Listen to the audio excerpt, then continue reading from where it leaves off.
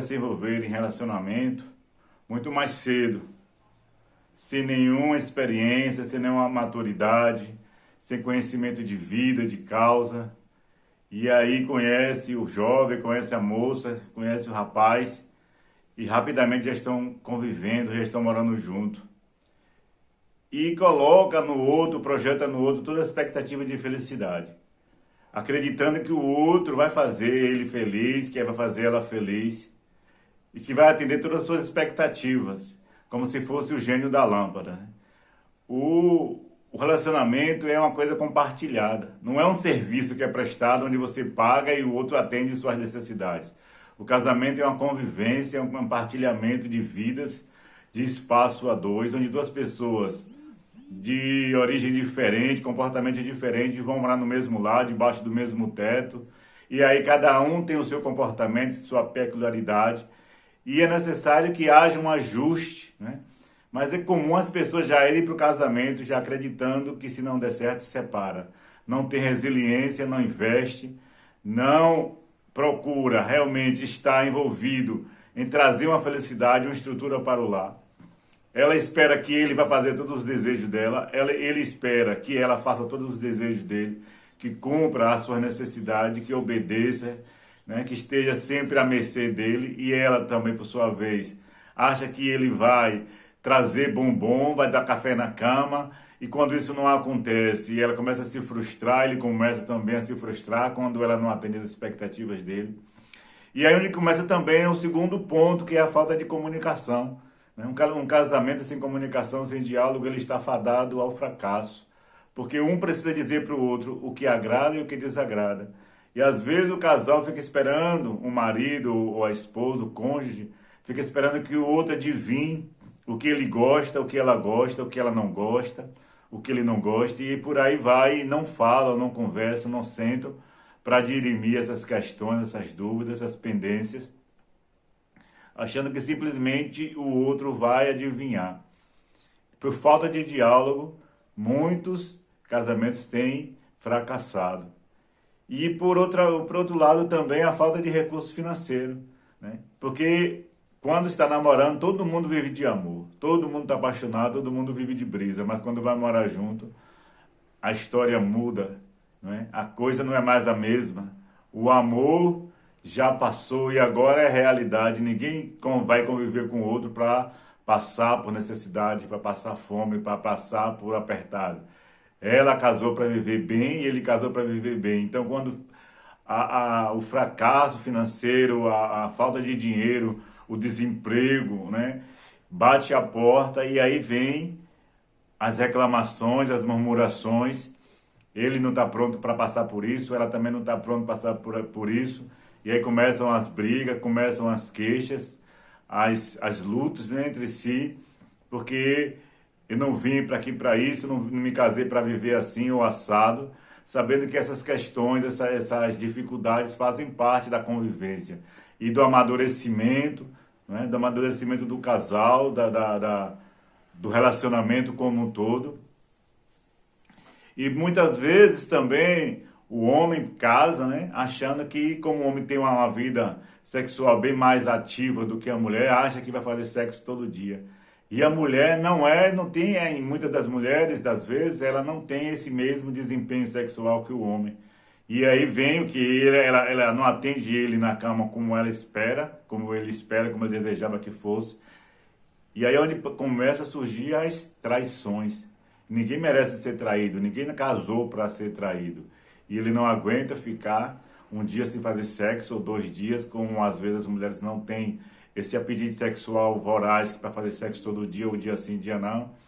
E a primeira oportunidade que ele tem, que aparece alguém no caminho dele, ele vai lá e dá uma fugidinha com o amante ou outra mulher.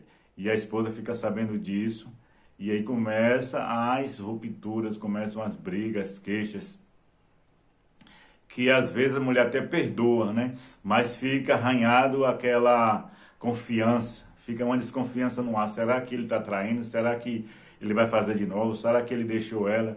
Então, assim, é preciso, primeiro, acredito que tem uma estrutura emocional para saber lidar com essas questões que se apresentam durante o casamento, se apresentam na relação, a partir do momento que os dois começam a morar na mesma casa, no mesmo ambiente, e é necessário administrar essas questões, questões de dinheiro, questões de diálogo, né? Questões das diferenças, porque ele não é igual a ela não é igual a ele, e precisam se afinarem, precisam se ajustarem, né?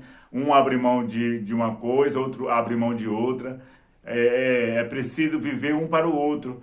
E ao invés de buscar ser feliz com o outro, na verdade, o mais importante é fazer o outro feliz. Porque a partir do momento que eu procuro fazer o outro feliz, mas claro que isso dentro de um limite, né? Não é anulando as suas vontades, mas em busca de trazer a felicidade para o outro também vai fazer você feliz, né? É uma semeadura, é uma troca de sentimentos. A partir do momento que eu me dou para minha esposa, ela de certa forma também vai se doar para mim.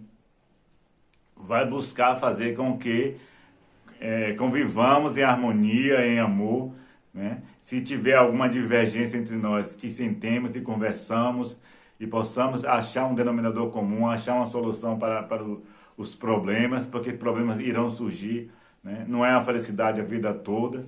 A felicidade está justamente em você saber administrar os problemas, né? Não existe casamento que não tenha problema, que não tenha desgaste, que não entre na rotina. Todo casamento passa por esse período, né? Especialistas dizem que os primeiros 7 anos de casamento são os mais difíceis, que se conseguir passar por eles, tem tudo para dar certo, né? Mas às vezes a gente vê casamentos com 15, 20, 30 anos também se desfazendo. Então eu acredito que não é uma regra, mas que as pessoas estejam preparadas emocionalmente, né? As pessoas se empenhem, se doem um ao outro. Porque casamento é uma doação, é uma entrega. E as pessoas não querem, os casais, os cônjuges não querem casar, mas cada um parece que quer viver a sua própria vida, a sua própria vontade. Não abre mão de alguns privilégios, né? Não abre mão de alguns desejos, de alguns comportamentos, né? Então isso interfere, porque você conviver com outro é você também abrir mão muitas vezes daquilo que você gosta, daquilo que era um comportamento seu, você tentar modificar pro bem da relação, em prol do outro, por amor ao outro, né? E as pessoas às vezes não estão decididas, né? As pessoas não desejam abrir mão de alguns hábitos de solteiro ou de solteira em prol da relação. Então, se alguns pontos começam a aparecer, isso começa a minar o amor, começa a minar a relação, né? Falta de dinheiro, falta de diálogo, traição, né? Agressão, violência, ciúme exagerado, né? Desconfiança, tudo isso, né, começam a minar, começam a frustrar o relacionamento. Aquele que foi feito com toda a intenção de durar para sempre, aquele que foi construído, né, que foi empenhado todo um sentimento com valor duradouro, e aí começam a ter essas frustrações, essas decepções, porque o outro não era aquele príncipe encantado que você pensou, a outra não era aquela princesa que você imaginou, aquela mulher ideal, aquela mulher perfeita. Mesmo porque esse tipo de pessoa não existe a mulher perfeita e não existe o homem perfeito, não é? E então, assim, isso tudo é uma construção da mídia, da história, mas não existe a pessoa perfeita, porque todo mundo tem erro e tem defeito.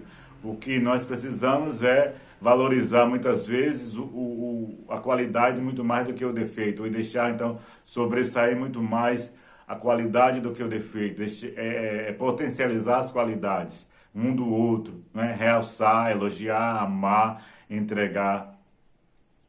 E uma questão que eu acho fundamental para no casamento dar certo é você estar resolvido com você mesmo. Você se autoconhecer, ter um autoconhecimento de você, você ser feliz com você mesmo. Você é a pessoa mais importante da sua vida. Não é comum um casal dizer, às vezes a gente ouvir falar, eu não vivo sem o marido, eu não vivo sem a esposa, sem ela eu não vivo. Na verdade, você vive e ela vive. Você não vive sem você não vive sem a sua presença. E é necessário que você esteja realizado com você mesmo. Você tem um autoconhecimento. Você, quando partir para uma relação, um relacionamento, um casamento, uma vida a dois, você tenha a segurança de quem você é, tenha a segurança dos seus desejos, dos seus hábitos, né? E esteja decidida realmente a se entregar pelo outro, pela outra, a mudar e a viver uma vida a dois, compartilhada, onde muitas vezes você é necessário calar a si mesmo estando certo, né? Às vezes a razão é sua, mas para não entornar o caldo, não piorar a situação, você cala-se, depois você vai lá e discute aquele assunto. Ao invés de você falar no momento de raiva, que pode dizer coisas que venham magoar e que depois não tenha mais conserto, né? É você saber que errou e também às vezes admitir o seu erro, né? E tudo isso é uma questão de maturidade, porque as pessoas erram e não assumem que errou, acham sempre que é o outro que está errado. E essa falta de maturidade, essa falta de compromisso consigo mesmo, de compromisso com o relacionamento, de compromisso com o outro, né? Isso faz com que o cônjuge, né, o outro, perca o interesse, né? Perca o amor, perca o respeito até pelo outro, porque aquela pessoa é uma pessoa fingida, mentirosa, uma pessoa que não assume os seus erros, né? Uma pessoa que só quer estar certa em tudo. E isso não existe, ninguém está 100% certo, não é verdade? Então, assim, casamento é bom, casamento é bênção, né? Viver a dois é bom, porque ninguém foi feito para viver sozinho, mas é preciso ter algumas questões a amadurecer. É preciso criar alguma maturidade, é preciso ter autoconhecimento, ter domínio próprio, né? A vida é leve como uma pena, mas essas questões deixam ela pesada. Mas é para isso que existe terapia com Domingos. Tenha um bom dia.